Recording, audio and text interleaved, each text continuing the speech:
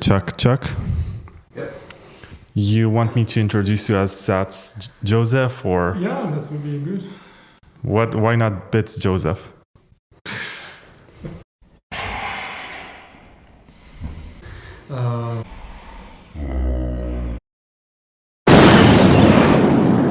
Well, honestly, I don't like bits. I'm a Sats guy. Okay, so hello there and welcome to the Bitcoin Takeover podcast. I'm here in Prague at the Trezor HQ. And I'm here with book author and podcaster and video maker and overall Bitcoin educator. I think educator rhymes with maker, so I just made a poem there. His name is SatsJoseph. I tried to convert him to bits earlier. He's not convinced. But we're not here to talk about our favorite denomination. We are here to talk about providing education. Here's another rhyme to you. So, hi, Joseph. Hey. Thanks. So, how is Prague, actually? I'm not here to talk about Prague. It's been rainy since I got here. But I found shelter here at your HQ. And it's interesting to see because I learned earlier this year that you have about 100 employees. I did not picture that in my mind. Like you have 3 levels where you work and you have 3 different companies. You have Invity or Invity, which is the one which manages or lets you buy Bitcoin from your hardware wallet interface. There's also Tropic Square, which develops the security chips that are going to be 100% open source and auditable. And there's also Trezor.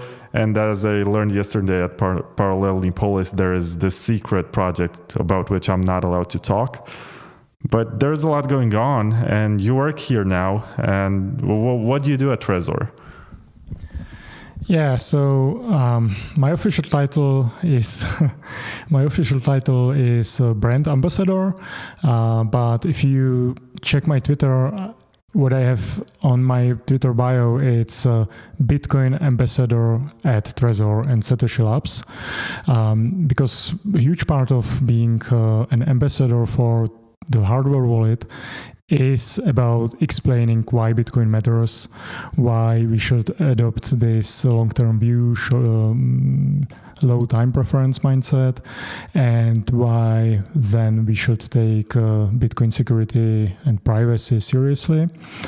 So I'm not like a really marketing kind of guy. I'm an economist and I like the history of money, and I like to just set everything that's going on in the world today with from the macroeconomic perspective into the context of history and economics, and how Bitcoin basically comes into that and what it means for individuals, and why then you should take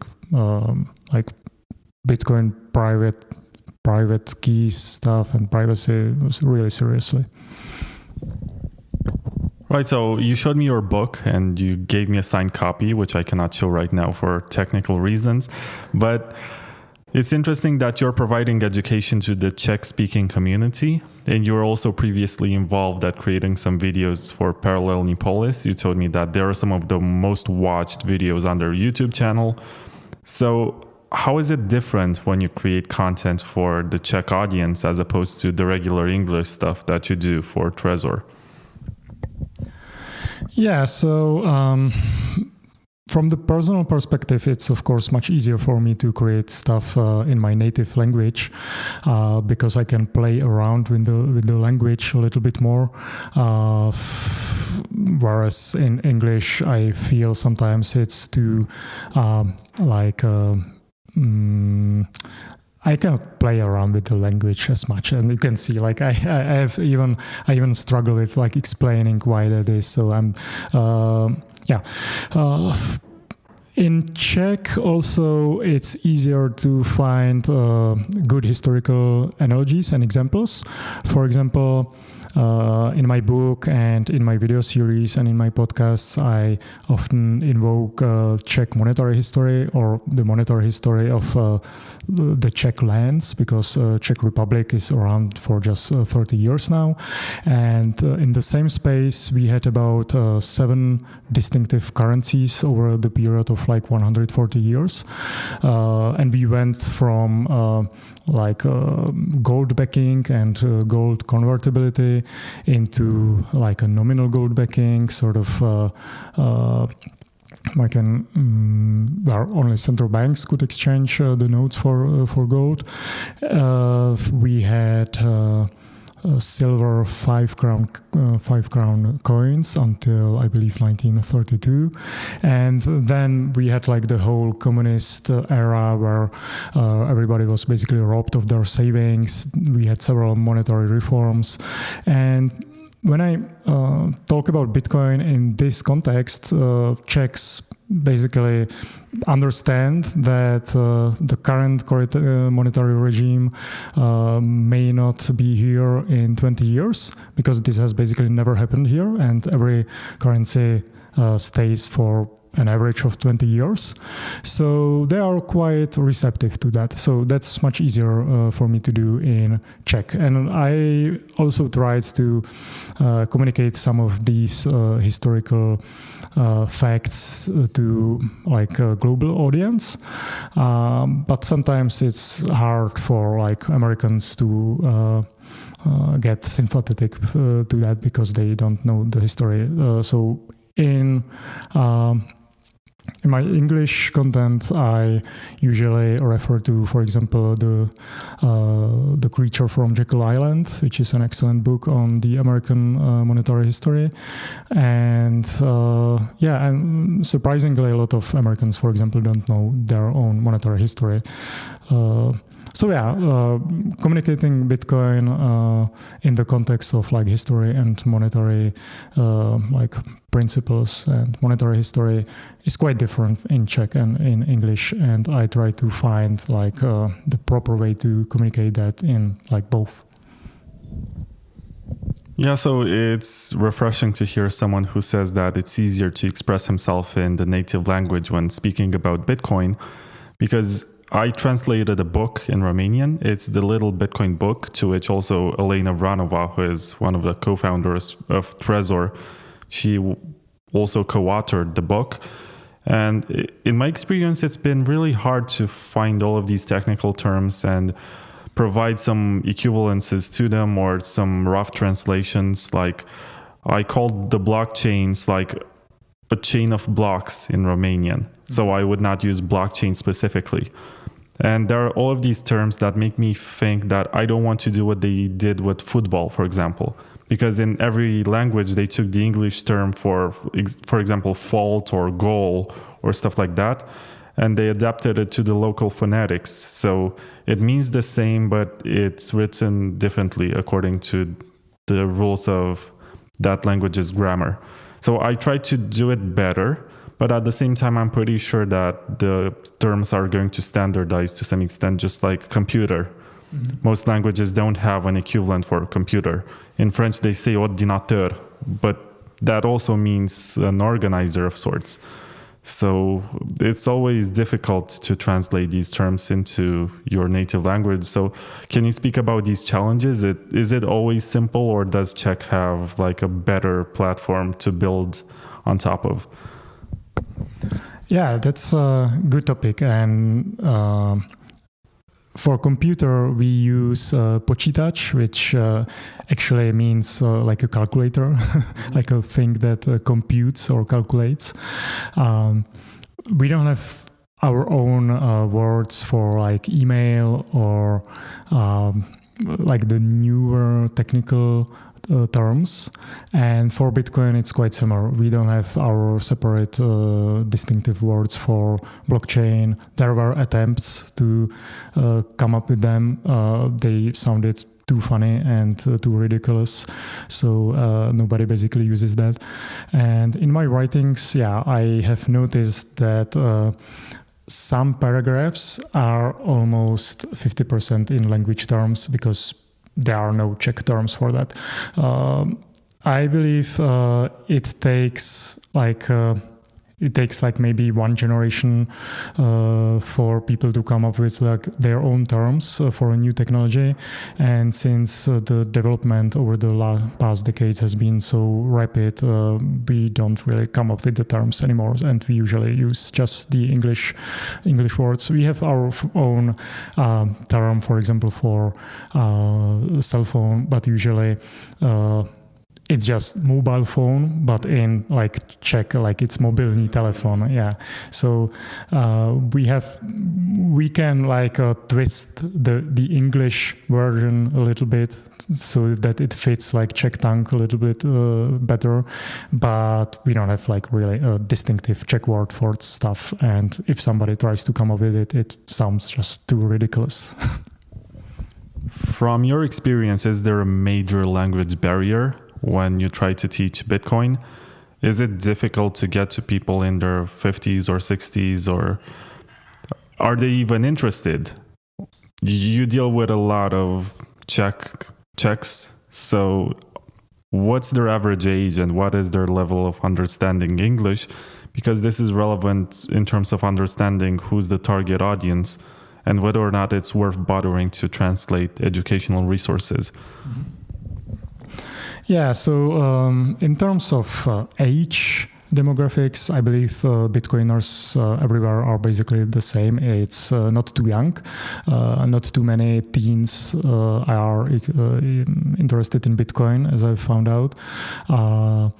And usually it's like people 25 to 45, like that's the major demographic. And usually it's just males, like 95% of my YouTube subscribers are basically just males in their 30s, let's say. And the language barrier is quite significant for Czechs. Even if somebody can understand English and uses English in their work, they don't really like to read books in English, for example, especially if it's like non-fiction. So there's basically two or three YouTubers in Czech language that are focused on Bitcoin. And I'm not the largest one, but the largest one, and me as well, get a lot of messages that people are really grateful for us to create like deep dive Bitcoin resources, because otherwise they wouldn't learn like anything at all, and they would just get all the information from mainstream media, which is full of like total nonsense. And the YouTubers here, or the educators here in Czech Republic, are mostly like Bitcoiners. We don't like shitcoins that much here in terms of educational resources, which I'm not sure if is the same case in other countries. So the level of education in here, I would say, is quite above the average. And yeah, people are really grateful that we have quite a lot of books now in Czech on Bitcoin. I believe the first Czech Bitcoin book was published in 2015 by Dominik Stroukal. He's still active and still quite well known in the Czech community. I published a Czech book on Bitcoin that I wrote. We have a major like e-commerce retailer that's called Alza, and they have a lot of high quality deep dive articles on their website. I helped with some of them, and even though I don't contribute anymore, there are still some people that do, and the quality is really high. We have Braiins publishing, which is, Braiins, the miners, right? And they started an initiative called Braiins Publishing, where they translate like the notable works into Czech. So far they published like my book, and then they published a Bitcoin money book. That's the one for kids. They published Inventing Bitcoin. What's up? Go on. Yeah, they published Inventing Bitcoin from Jan Pritzker, and they published Bitcoin Standard is going to be published next week. So there's a lot of high quality stuff, and so I'm really grateful for us and the community and the level of education we are able to provide.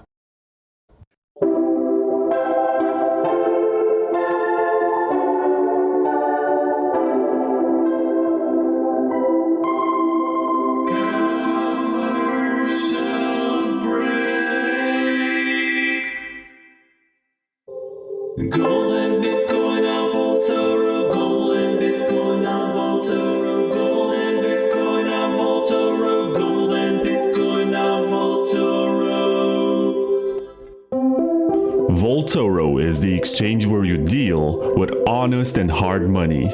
There is no fiat on-ramp or off-ramp, and you get to diversify your Bitcoin portfolio into gold or silver when you sense that a bearish moment is coming. Also, you can instantly trade your gold for Bitcoin to buy the dip.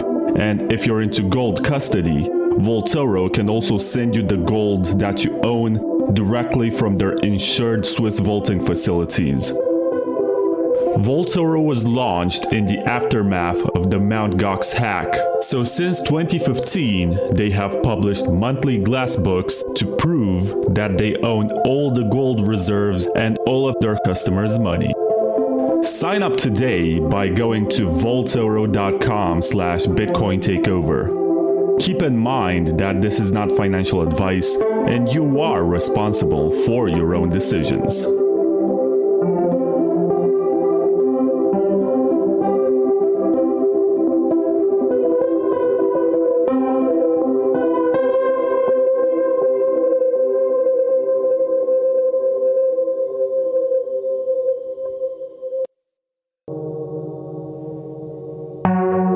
Wasabi Wallet is the perfect Bitcoin privacy wallet. It's free, it's open source, it's available on Windows, macOS, and Linux, and it offers groundbreaking Chaumian CoinJoins, which makes your Bitcoin. Even if you do not use the CoinJoin feature, you still benefit from a trustless experience with block filters, a hidden IP address via Tor, and easy management of your wallet outputs. After you deal with KYC exchanges like Coinbase, like Kraken, Binance, Gemini, or Bitfinex, you can remove the association between your identity and your Bitcoin address by performing a few rounds of CoinJoins. To find out more about the privacy benefits and limitations of CoinJoins, listen to Bitcoin Takeover Podcast Season 6, Episode 6 with Max Hilbrand. And if you want to give Wasabi a try, go to wasabiwallet.io and download the wallet for free. Wasabi Wallet, a Bitcoin privacy wallet for the citadels. So you did mention about translating books and major publishing works at Braiins. I guess I should pitch them my magazine because it's open source anyway, so they can just take the graphics and put their text on top of it. I'm not gonna know what they mean. They might as well mistranslate it and make me say stuff I didn't, but as long as it's educational, I don't care. But speaking of Braiins, let's go back to Slush Pool and Trezor, and you work at Trezor. And what gets you most excited about what's going on here? Because there's quite a lot. There's a lot more than that basic hardware wallet, which was launched in 2014 and was developed by two people. I think the project right now has taken off and there's a lot going on. And if you look at the GitHub, there are so many people contributing every day and making commits. What is it that gets you most excited about the project right now? Well, for me, it's like personally, it's first like really like a Bitcoiner job. I used to work for some software companies before where we had some kind of focus on Bitcoin and so-called cryptocurrencies. So that's like quite awesome. And for Trezor itself, I like that we focus not just on security per se, but also the user privacy with Tor integration, with the upcoming CoinJoin, and also on usability so that people, like the users, really know what they are doing. And that's a tough job. With all the new features, because as you introduce more and more like these privacy relevant features, you have to also communicate it properly so that people don't mess up, basically. So and what's probably also quite exciting is I tend to like learn all kinds of new stuff every day about Bitcoin, about usability of the tools that we have, about different takes on Bitcoin, because it's quite different if you talk about Bitcoin from like technical deep dive perspective and from like the economic perspective. And it's interesting to witness when technical guys and let's say, for example, the guys from support who get bombarded by these like user questions or all kinds of stuff, and people like from this economic perspective when they get into, for example, one team building in for several days and they discuss Bitcoin, and like they have so different perspectives on stuff, and you just don't learn about this if you don't work for a Bitcoin company, I would say.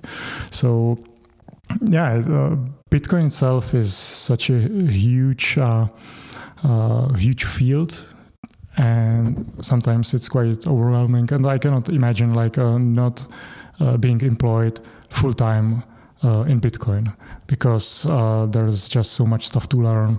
And I remember Andreas Antonopoulos saying that in like 2015. And like from today's perspective, Bitcoin in 2015 was simple. There was no Lightning Network. People didn't care that much about privacy yet. We didn't know like about all the privacy gotchas and stuff. So corporations weren't involved and such. So yeah, there's so much stuff, and it's just amazing to work for a company that focuses on this field. It's also interesting that Trezor has changed a lot since I was writing articles with tutorials on how to do stuff. At the time, it was a web interface that you're using in your browser. Mm-hmm. And I even did a tutorial on how to make it work with Tor. So thanks, Anthony, for all of the guidelines. He's the guy behind the camera. You know, nowadays you have the Trezor Suite, or I used to call it Suite, but I mispronounced it. So I also did a tutorial on that one, but it has Tor integration, it has full node integration, it has UTXO control. It's pretty cool, and it's the basic software that you download nowadays to use your Trezor. And as far as I know, you discontinued the web interface. So there's a lot of work going on into that one, and you're also going to add CoinJoins, as you spoiled, I guess, the topic. And yeah, I feel like Trezor is an entirely different user experience now as compared to what it was like 2 years ago. And the roadmap has lots of elements that are yet to get added. So I look forward to see what else comes up. And also you have the Tropic Square venture, which is going to add security chips that are transparent and don't compromise on the open sourceness of the entire project. Like Matt Odell, you can say that I'm a shill and I work for Trezor, but whatever.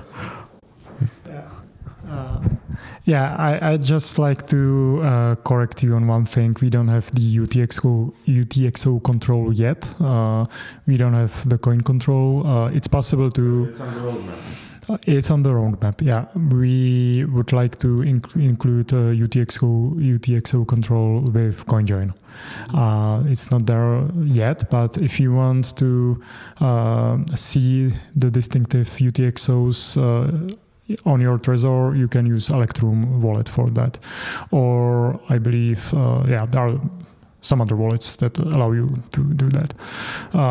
Also, one area that we would like to launch this year, or one like application, is the Android native app, so that you can connect your Trezor to an Android mobile phone and use it seamlessly with Trezor Suite in there.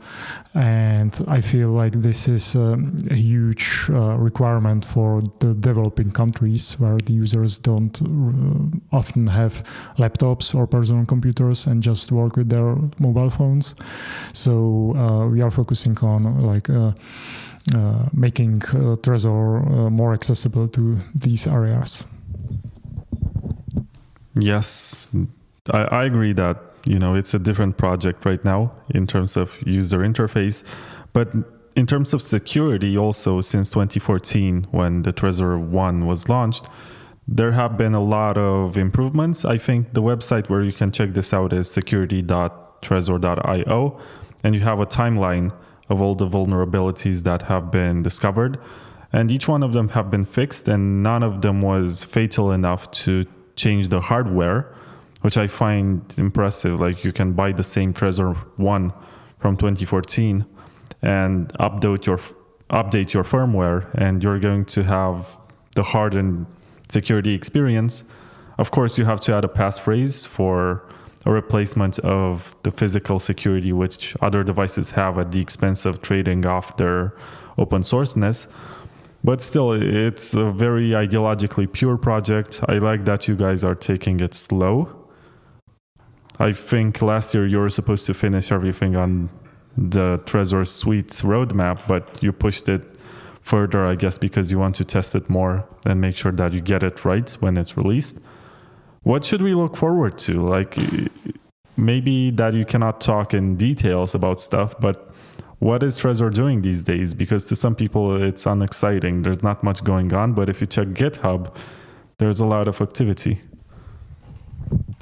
Yeah, so I believe we discussed like most of what's being developed right now. CoinJoin is quite exciting to be able to CoinJoin your Bitcoin straight from the interface of the hardware wallet and straight from the Trezor Suite. For me, it's the mobile app, because I would like for us to be more accessible to people from like poor developing countries. And let me think. I just wanted to add maybe one more thing regarding passphrase. Passphrase has basically two major uses. First is, as you said, protecting against potential physical attacks, and the other use case is protecting your seed phrase, because even if you use a hardware wallet that has a secure element and is perhaps immune to these physical attacks, you still have to somehow protect your seed phrase. And if you have your seed phrase just written down on a sheet of paper or stamped into a seed plate, it's unprotected by itself. If it's discovered, then all your coins are gone. So that's what I recommend seed phrase for, passphrase for, because that's probably more probable attack vector than someone really taking your physical device and trying to derive the seed from that. And also, what's also forgotten about is the Shamir backup, and it also touches on the seed security. So part of what we are aiming to do in the coming months is basically communicating the features we already have and the users may not know about, and that can greatly increase their level of security, because the seed security itself is maybe not very well understood by the users, and Shamir sounds maybe too complicated for people, but the increased level of security it brings, I believe, is worth it. So we have some new development under the hood, but we also need to communicate what we already have and people may not be aware of. I'm one of the people who think that Shamir secret sharing under the SLIP 39 standard, which was developed by SatoshiLabs and about which I actually did a video 2 years ago, is really cool. And multi-sigs can be way too complex for most people, and they can do a Shamir which makes them have multiple parts that are required to not sign transactions, but to access the funds to unlock the wallet. And you can even lose some if you geographically distribute a few. Let's say that you have 10 parts and you need to have at least 7 to recover. You can lose 3 of them and you still have access to your funds. So depending on your threat model, that can be very useful. And as far as I know, there's only one other hardware wallet company that uses the standard. And it's a shame that not all of them want to add it. Mm-hmm. I don't know if it has to do anything with disliking the standard or it's just vanity and not wanting to adopt everything from Trezor. But still, I think it's a killer app on the Model T. And if you're into more complex setups, you should maybe invest more to buy the Model T, which, by the way, is kind of expensive nowadays.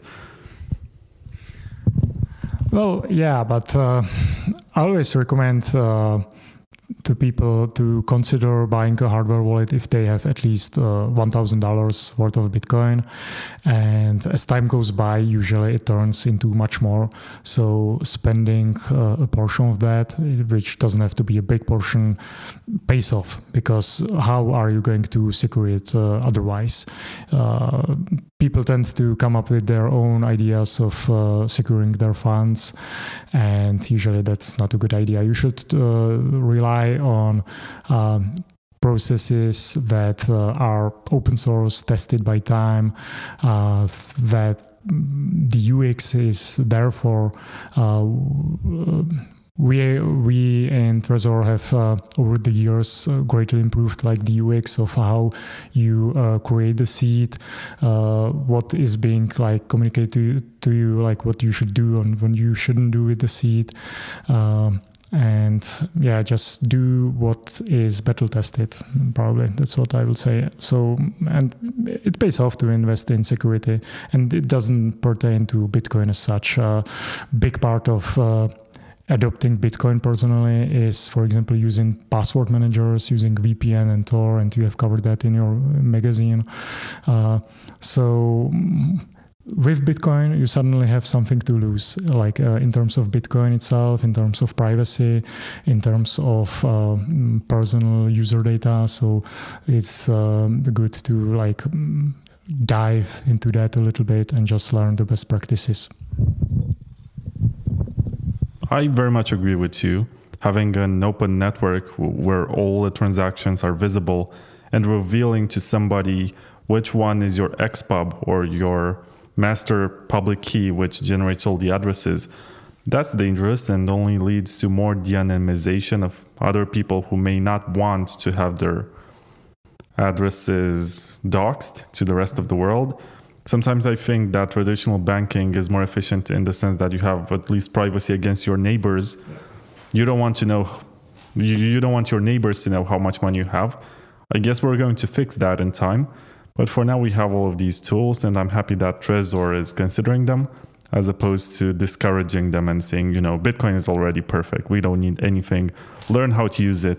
If anything bad happens, it's your fault. So, yeah. But on a personal level, what are you up to in the coming months or years or whatever? I know that you're going to some conferences. And what do you usually talk about when you go to conferences? Yeah, so as you touched on, what I'm up to is visiting multiple conferences this year. It's Czech conferences and foreign conferences as well.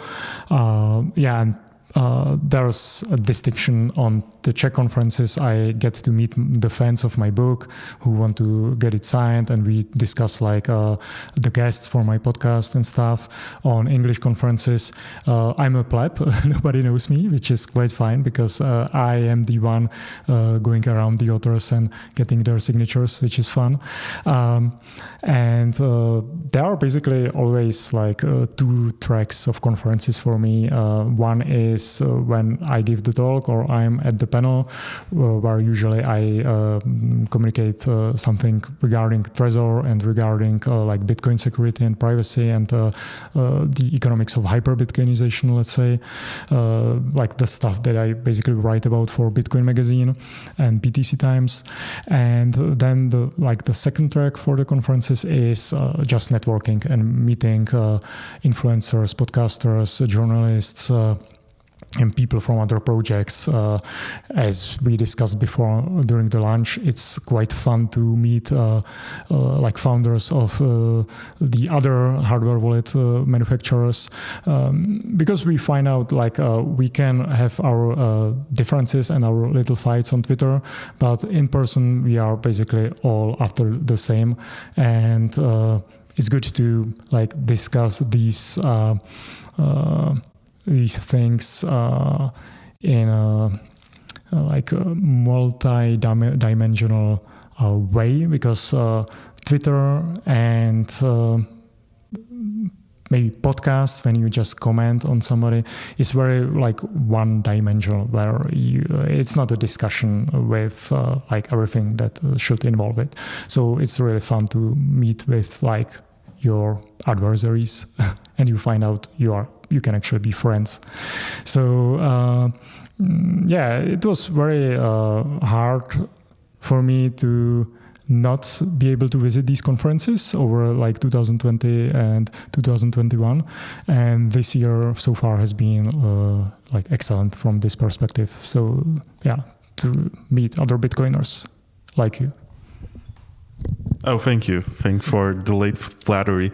But I'm pretty sure I know about whom you're talking when you mention enemies who become friends when you meet them in person, and how Twitter can be such a terrible place to express ideas because everyone takes it too seriously and too personally, and it escalates into something that should not be there when you're after the same goal.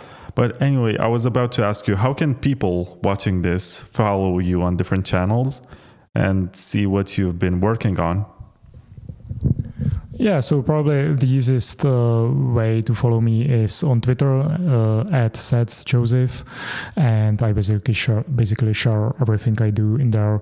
When I write out a tweet in Czech, I usually put it in like these brackets so that everybody knows like what this weird language is. I write articles for Bitcoin Magazine, so I can be googled Josef Tetek at Bitcoin Magazine. But the simplest way is just to follow me on Twitter, so SatsJoseph. And what if you get banned from Twitter? Well, that would be a problem. I would probably get a ghost of SatsJoseph handle, like so many Bitcoiners already had to do. And yeah, it's a good reminder that reputation is there even if your handle gets banned, because I believe Ghost of Svetsky and Ghost of maybe Francis, I don't know if Francis still has his handle or has a... So these Bitcoiners have maybe like a second or third Twitter handle, and they are still around and you can still find them and the signal gets through. Thank you very much. I wish I could call you BitsJoseph, but you're very insistent that it should be SatsJoseph. You can see the message on his t-shirt about what you should be doing. And thank you very much for listening. Thank you.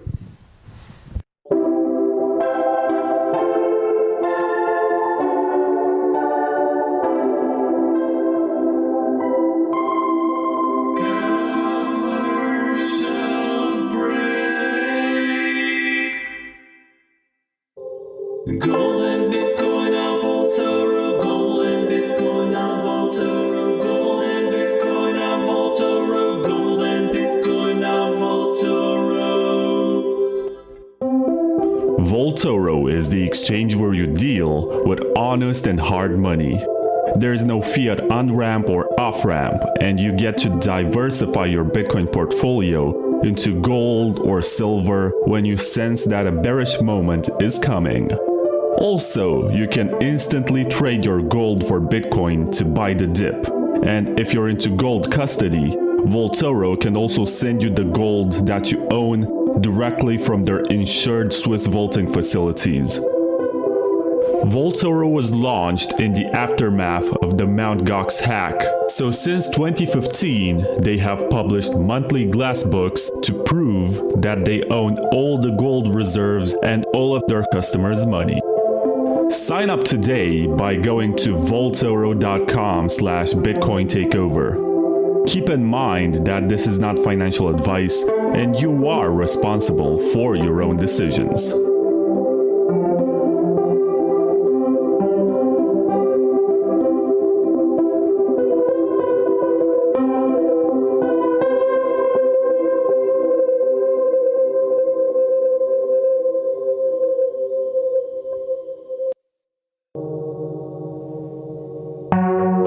Wasabi Wallet is the perfect Bitcoin privacy wallet.